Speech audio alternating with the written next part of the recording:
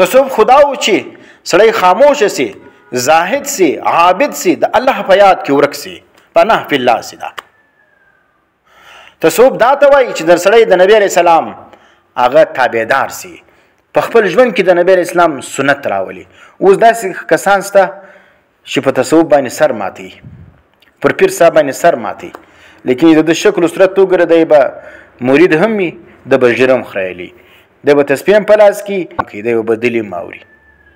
دی به حرام هم کوي، دی به نورې ناجایز کارونه کوي، لیکن دی چیرته دی خو مرید دی، دی قادري دی، دی بخښل سوی دی. ولې شیخ عبدالقادر جیلاني ته وایي الله دومره لږ ښکاره کوي چې د مریدان تر قیامته پورې راکړلو د هغو لږ الله ښکاره کوي. نو بس اوس ګرده بخښل سوي دي، اوس قادران ځکه به ذکر و اذکار کوي، نور چې کوم دي هغه هر ناجایزه چې د کوله به دی قادري دي، دی بخښل سوی دي. زما ورونو دا زموږ په جنوبي پښتونخوا کې چې کوم قادریان موجود دي دا ټول بریلویان دي، دا د دې ټولو عقیدې غلطې دي، دا د دې څخه ځان ساتي. دا غړومبهارې چې د ذکر و اذکار په نامه باندې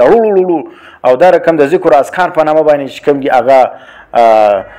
کمیسان کاږي او داسې یو قسم ناولده قسم نارې راباسي چې هغه د انسانیت څخه وتلي نارې دي او دا ته خلک د ذکر و اذکار نه ورکوي. نو زموږ په جنوبي پښتونخوا او په افغانستان کې چې کم پښتانه قادریان دي، اکثره قادریان چې کوم دا بریلویان دي، دا ډېر کم تصوف والا چې قادریان دي هغه سم خلک دي،